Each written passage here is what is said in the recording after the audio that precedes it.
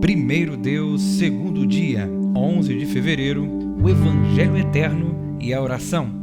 Vi outro anjo voando pelo meio do céu, tendo o Evangelho Eterno para pregar aos que habitam na terra e a cada nação, tribo, língua e povo. Apocalipse 14, verso 6.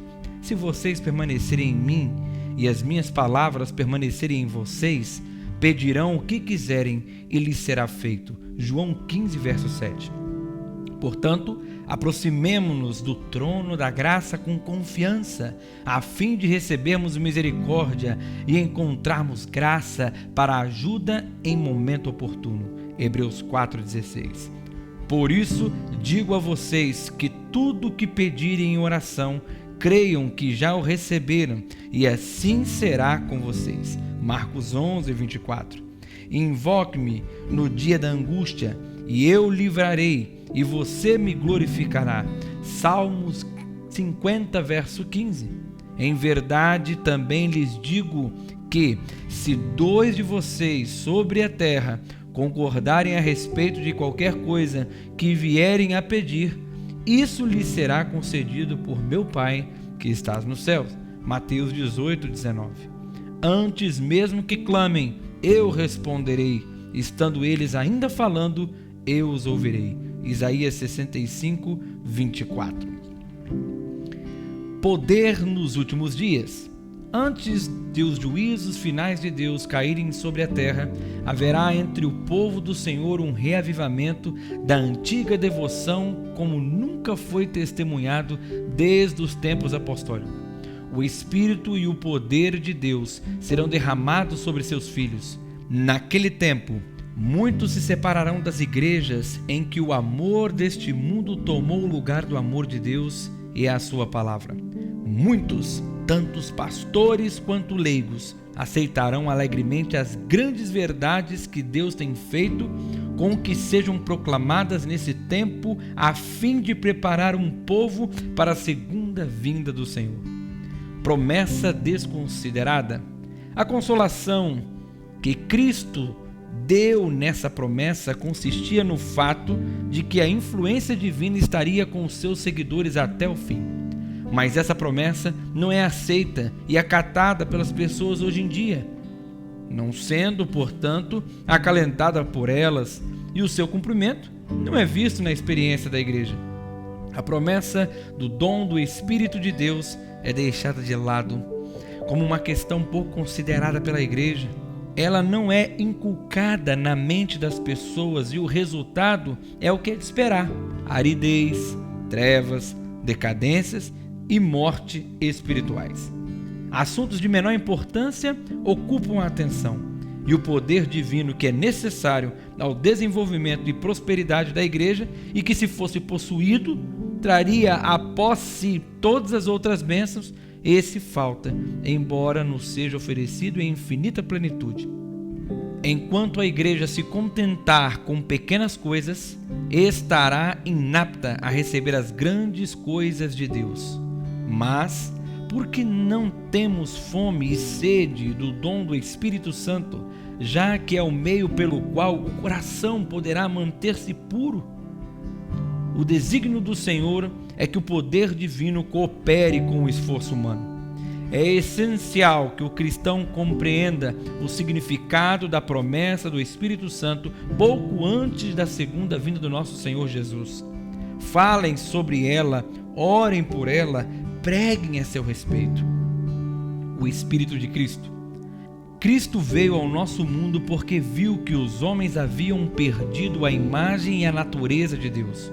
Ele viu que eles tinham vagueado longe do caminho da paz e pureza e que, se ficassem entregues a si mesmos, jamais encontrariam o caminho de volta. Ele veio com uma salvação plena e completa para transformar nosso coração de pedra em coração de carne, para transformar nossa natureza pecaminosa na sua semelhança, de modo que, sendo participantes da natureza divina, sejamos habilitados para as cortes celestiais. O Espírito nos ajuda.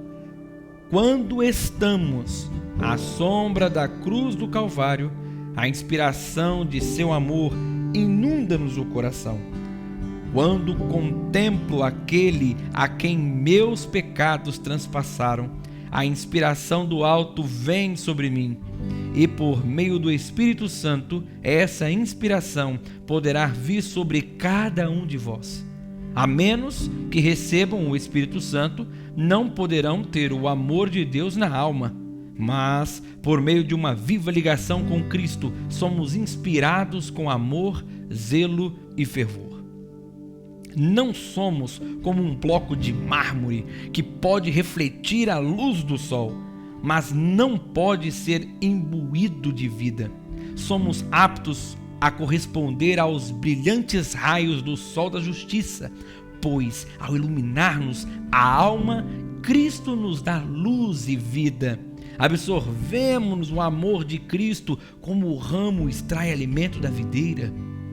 Se somos enxertados em Cristo, se fibra por fibra somos unidos à videira viva, evidenciaremos esse fato produzindo ricos cachos de fruto vivo.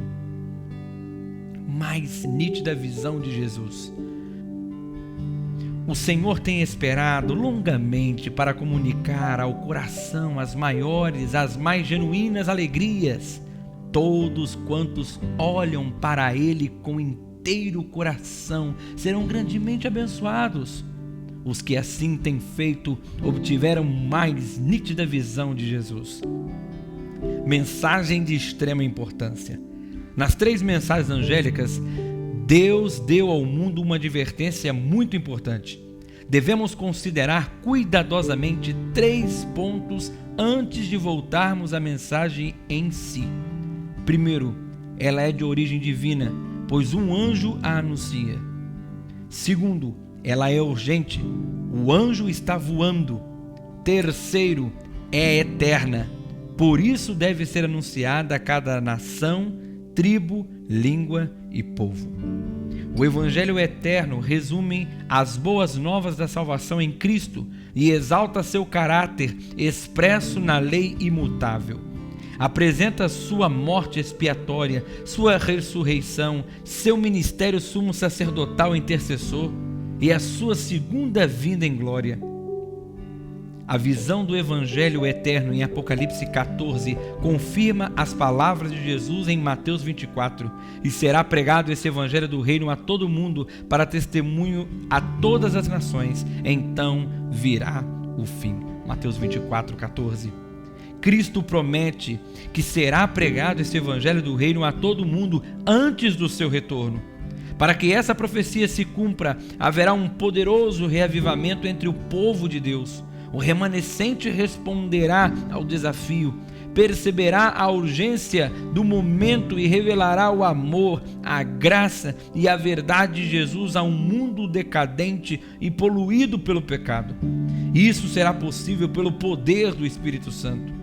Antes que a mensagem de Apocalipse 14 seja proclamada ao mundo inteiro, um reavivamento espiritual entre o povo de Deus capacitará a igreja a cooperar com o céu para o término da obra.